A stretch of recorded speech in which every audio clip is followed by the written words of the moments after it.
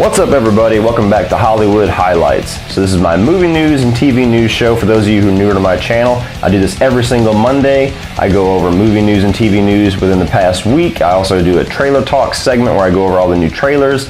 And on the first episode of the month, which was my last episode, I go over a flashback segment where I talk about movies that turn 30 years, 20 years, and 10 years old.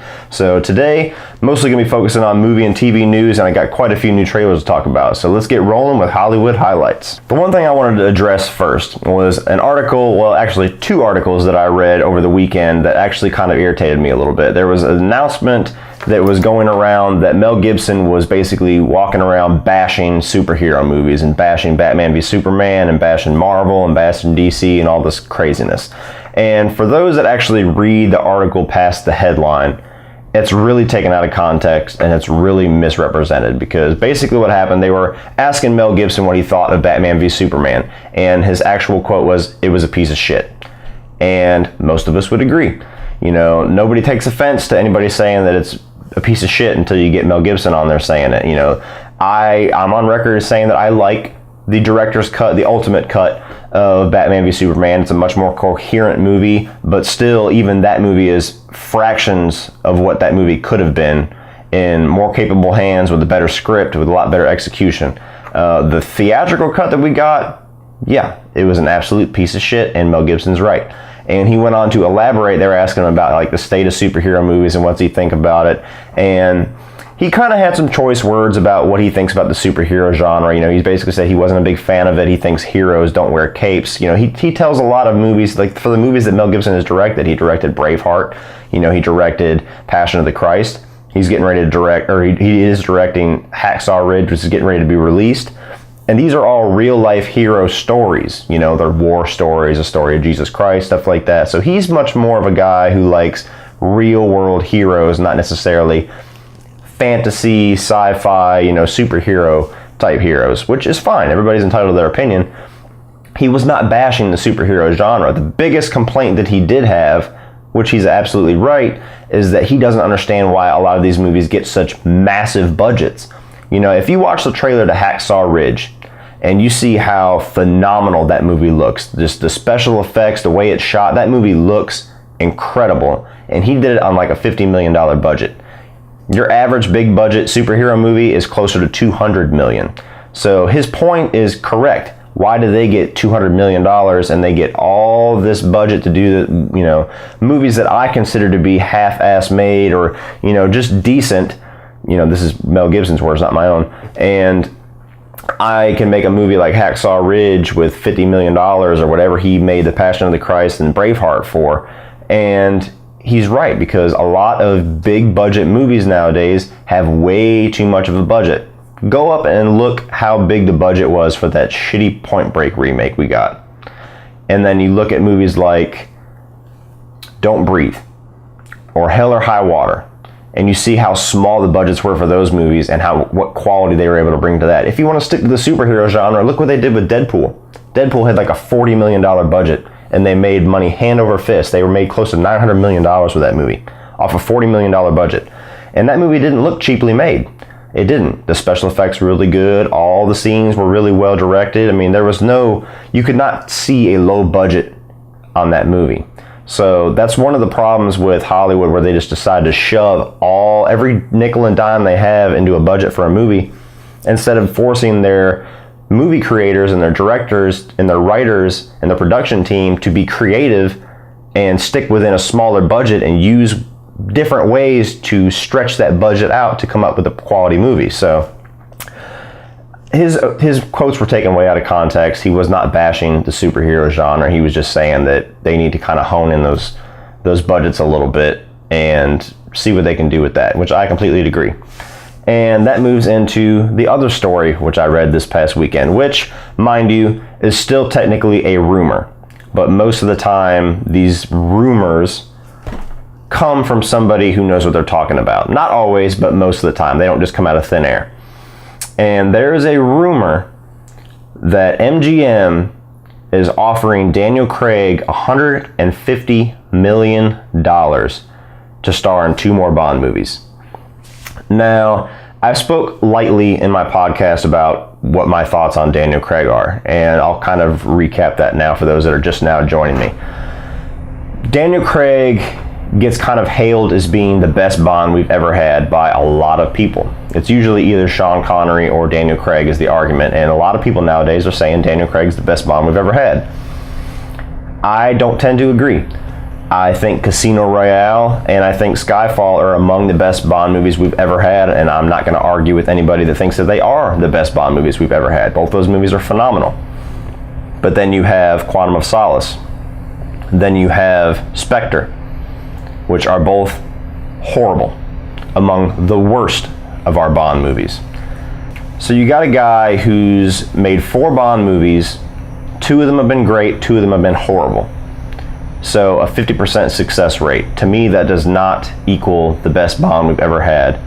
And I tend to think that Daniel Craig, he's come out ever since Spectre, which I absolutely hated.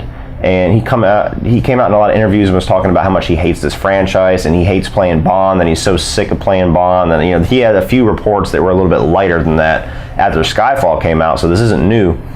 And he even said that he would slit his wrists before playing James Bond again. And nothing pisses me off more and makes me lose respect for an actor faster than an actor who totally disrespects the role that made his career. And make no mistake, James Bond made Daniel Craig's career. Before Casino Royale, nobody knew who the fuck that guy was. Nobody cared. Even after he's gotten a lot of fame from playing James Bond, nobody's beating down the door to go see Daniel Craig movies.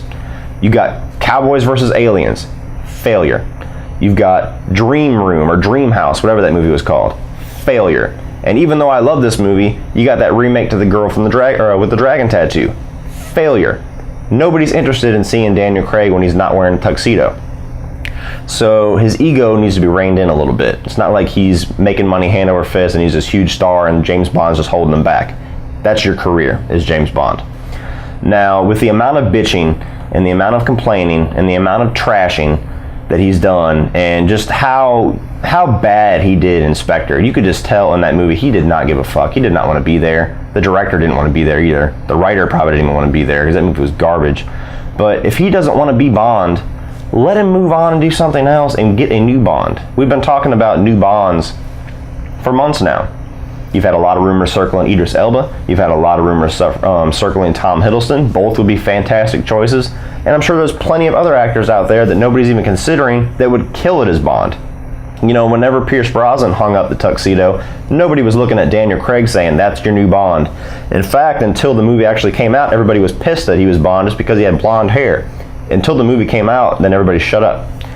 So they need to reboot this. They need to do it with somebody else. If they want to continue the storyline and have, Ralph Fiennes and everybody play M and have a lot of the same stars that they've already established in this new Bond universe, then fine. But do not force this guy to come back if he does not want to, and do not pay that motherfucker $150 million to come back for 2 more movies. That is absolutely asinine. Ridiculous. I just got done talking about how stupid budgets are, and you're going to spend $150 million. That's almost 5 times what most movies get for their entire production budget just to secure one actor. Like Bond can't go on without Daniel Craig. Like there was no other Bond before Daniel Craig, and there will never be one without Daniel Craig. So, one man's opinion, they need to move on and quit blowing smoke up this guy's ass if this rumor is in fact true. Now, for Daniel Craig, if you're watching this, like I said, I respect you as an actor. I think you're a very good actor, and I do think that your 2 out of your 4 movies are phenomenal. The other 2 not so much. But coming from a fan, you need to chill the fuck out, put the razor down, check your ego at the door, shake up that martini, and get the fuck back to work. Now moving on from that. Carry on, my wayward sons. Supernatural is eyeing its 300th episode as a possible benchmark for its series finale. So for those of you who have been following Supernatural, this is a CW show. It started out on WB, I believe. This show is one of my favorite shows of all time. I've been following it since the beginning. I am behind because a lot of other shows kind of took my focus over the past year. So I'm actually behind. I'm 2 seasons behind. And I have them on Blu-ray. I will get caught up eventually, but Supernatural is a phenomenal show. A lot of people give it shit post season 5. Season 1 through 5 was like, one showrunner. It was one finite story from beginning to end, with just a few threads left open in case they wanted to continue on. And obviously, since they're getting ready to start their 12th season, it continued on. So post season 5 gets a little bit of shit, but really, with the exception of season 7, all the seasons since season 5 have been really solid, especially these ones lately. So Supernatural's hasn't been going anywhere. Its ratings have still been really good. It's obviously the longest running show on CW, and it's just a phenomenal show. It's entertaining, it's fun. It's very hard to get caught up on now if you have never seen Supernatural, because they have 22 to 24 episode seasons, except for season 3. And those shows that have those long 22, 24 episode seasons are hard to get caught up on, because that's 24 episodes times 12 seasons. That's a lot of fucking time. But if you can get into it, it is on Netflix, the whole series up until the most recent season. It's a phenomenal show. And they've been talking for probably the past 3 or 4 seasons. Every time it's about to be renewed, everybody starts asking, when are you guys going to end the show? Is there an end in sight? Are you guys giving up anytime soon? Are we going to keep getting more Supernatural? And until recently, they've always just been, hey, as long as they keep giving us seasons, we'll keep giving you guys seasons. And now they've come out saying, okay, you got the 300th episode coming up, which will be halfway through their 14th season. So they're getting ready to air season 12.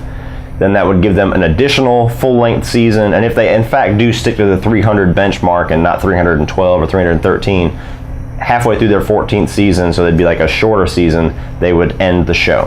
And honestly, I'm fine with that. I love Supernatural.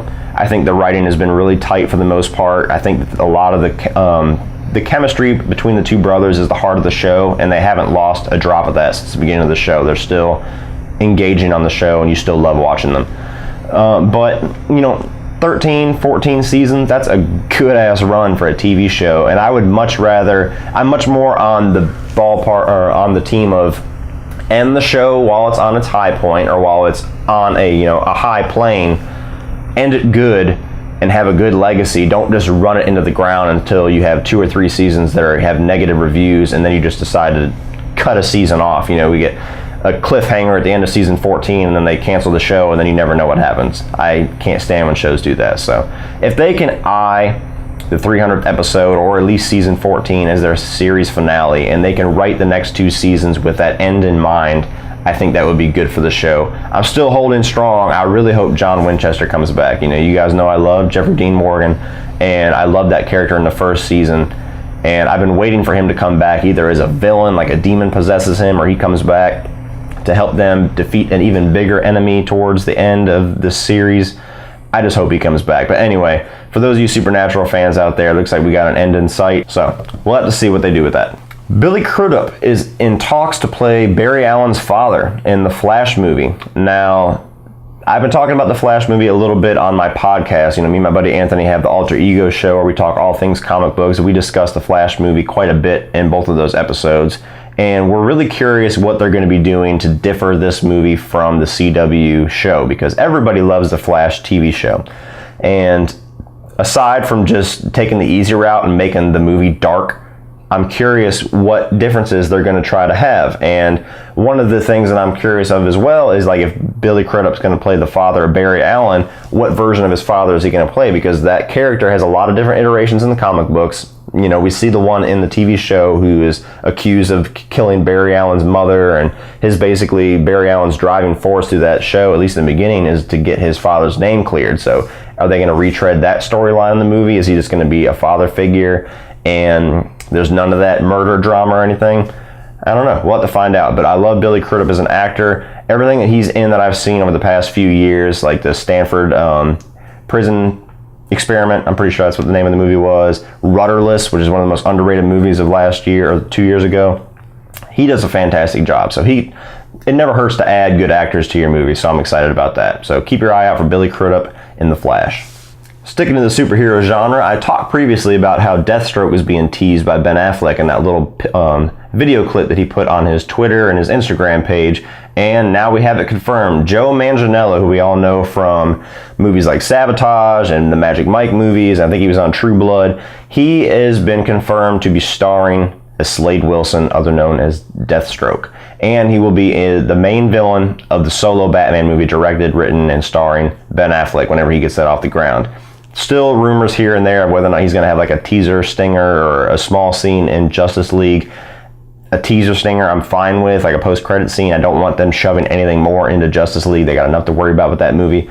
But I like this casting. You know, I haven't seen a ton from this guy, but the movies I have seen him in, he's good. He's built. He's a physical presence. And one of the things that I like, what I said about Deathstroke, is he's a villain that can actually fight Batman. You can get a lot of good fight scenes with Batman and Deathstroke. For those that have played the Arkham Origins game, you've seen like the way that boss fight was.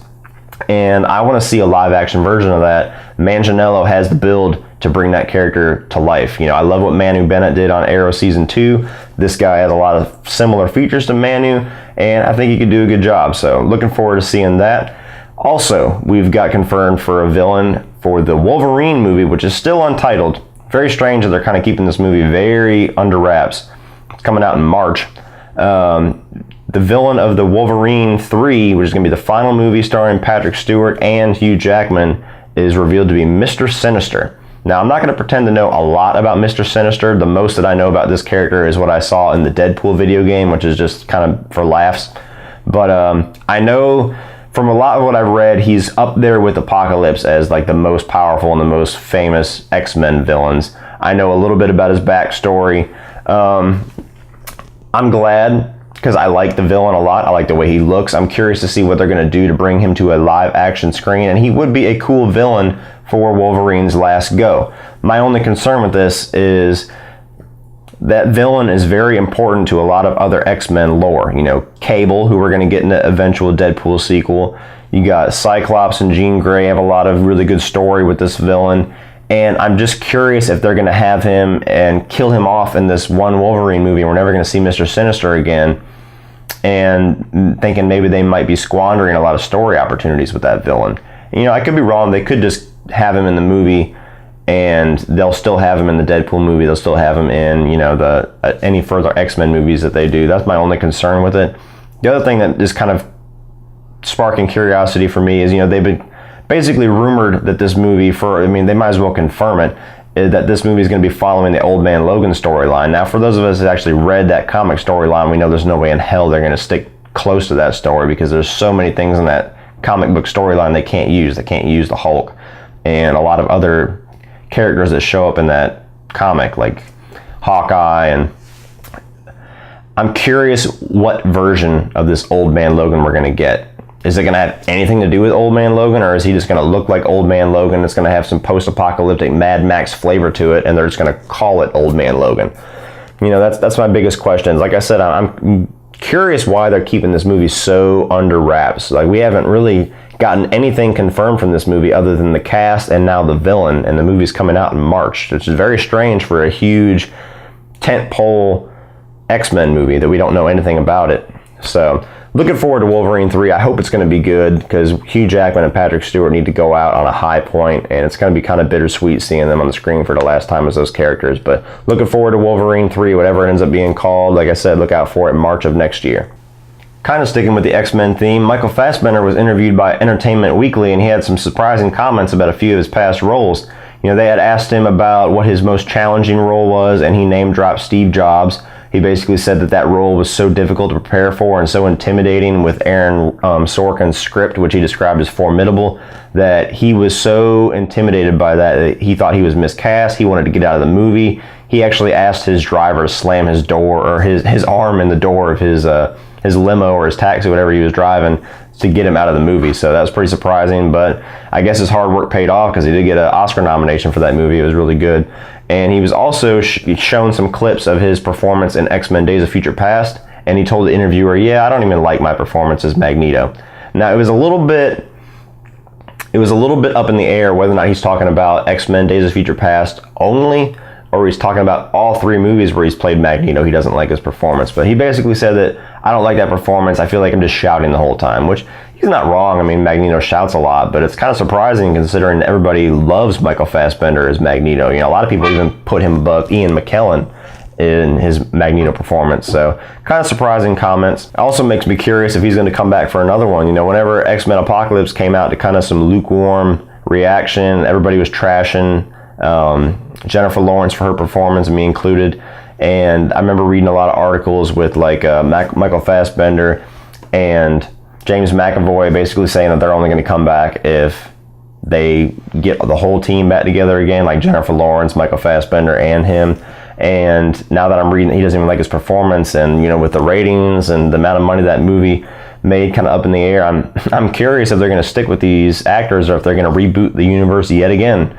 And you know, it might be time for that. You know, I definitely don't want to see Jennifer Lawrence as Mystique anymore. If I do, she needs to be a much smaller role, which they're not going to do with Jennifer Lawrence.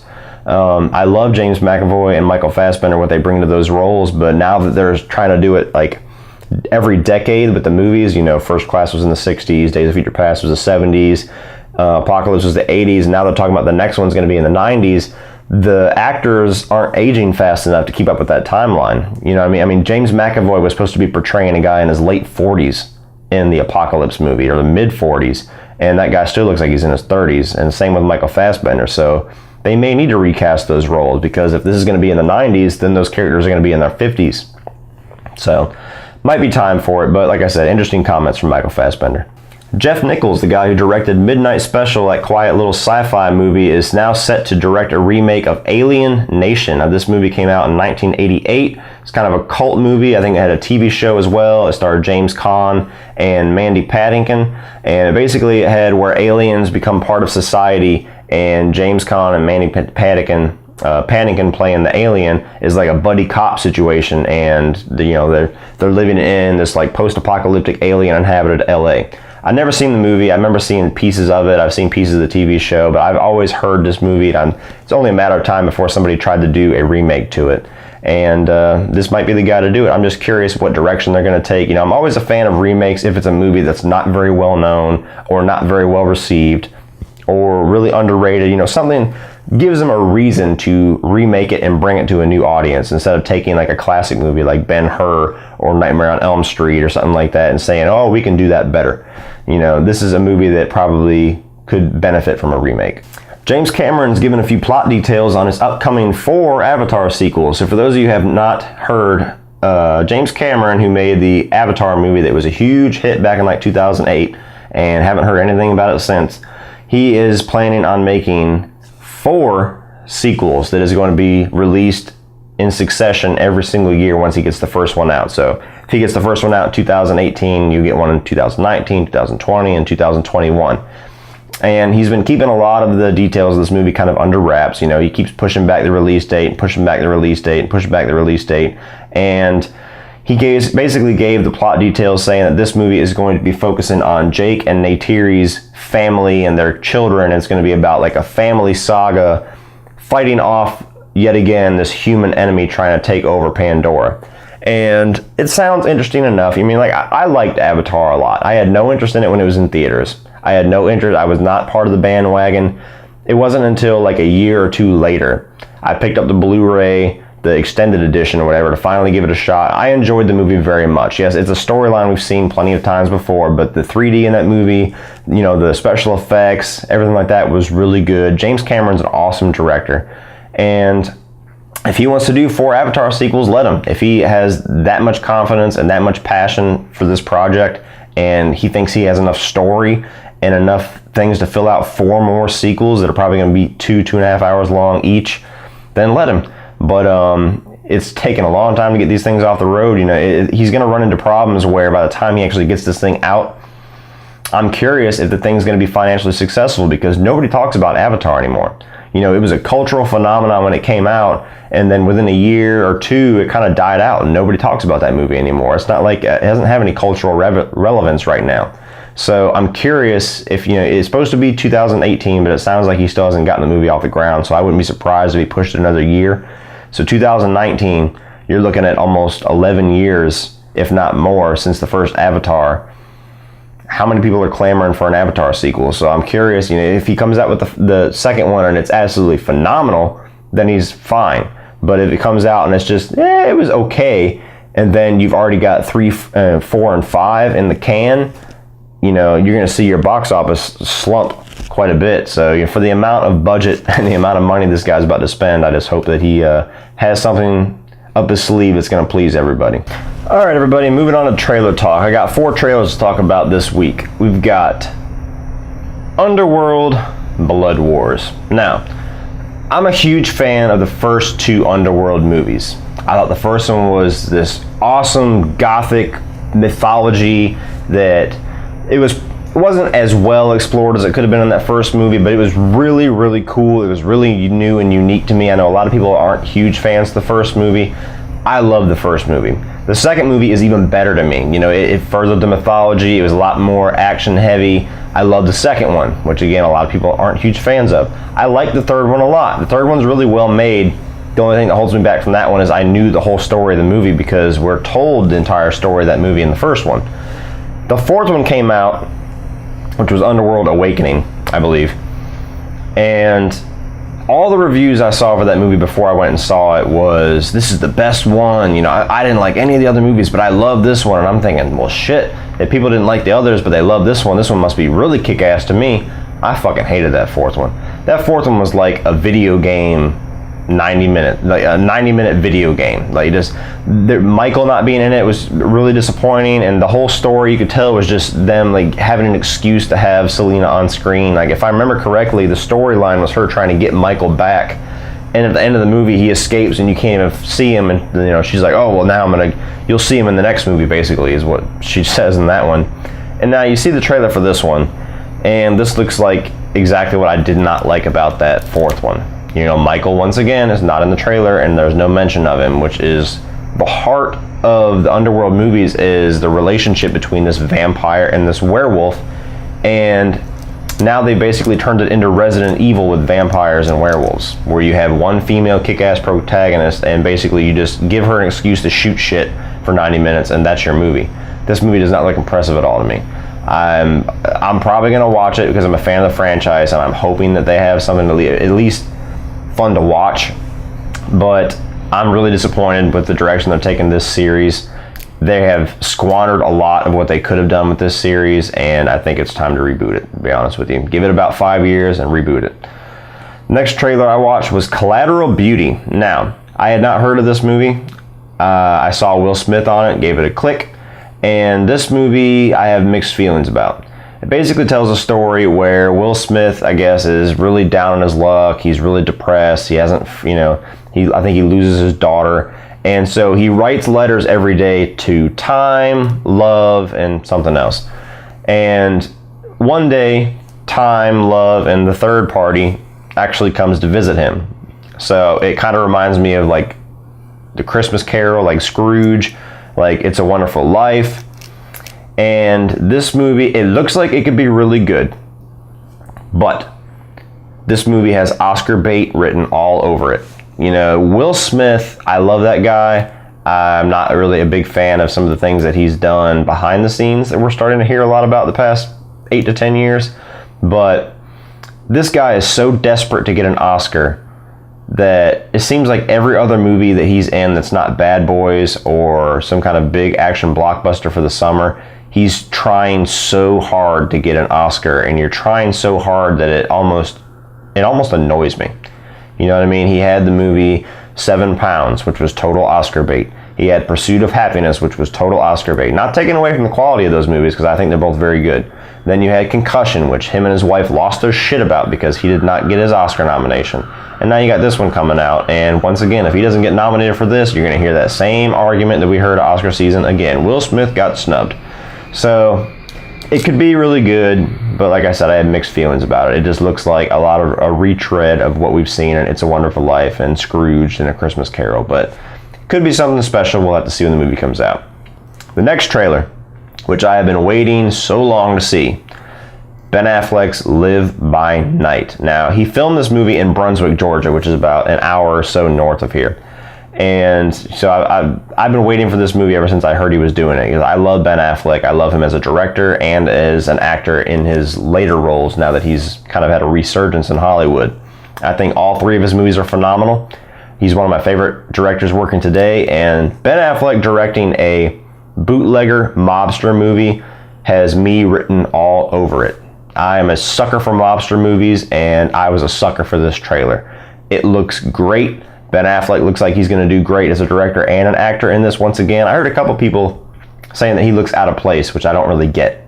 You know, he's a white guy in the bootlegging time, and just, I don't know. I don't know why he looked out of place to some people. I thought he looked fantastic.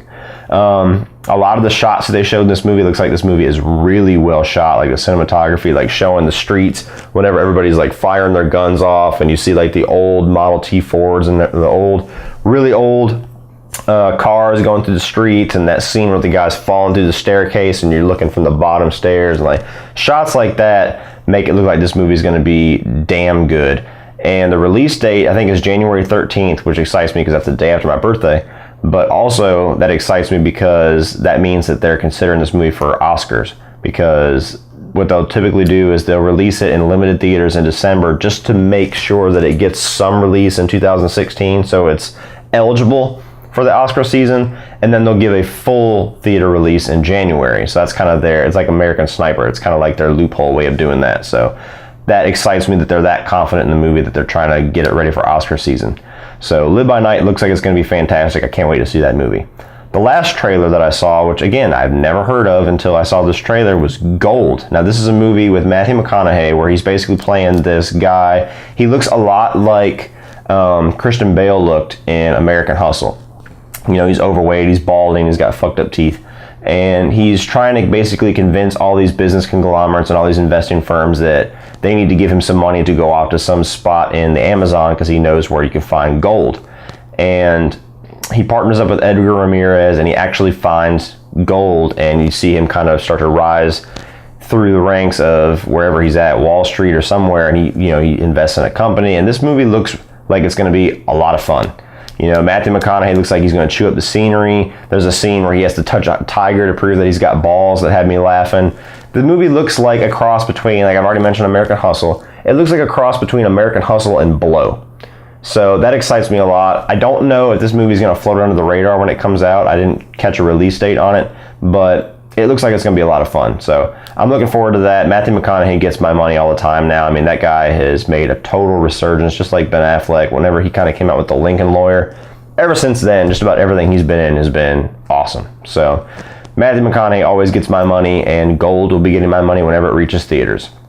Well, that does it for this episode of Hollywood Highlights, guys. As always, please put your comments down below on segments of the show that you like, maybe segments that you think I could do better, some things that you want to see me talk about that maybe I don't get to. Put your own comments on the stories that I'm talking about and the trailers down below to give me your opinion so we can get a conversation starting. As always, please like, subscribe, and share this video to help me out. I appreciate it very much, and I will see you next week on Monday with another Hollywood Highlights.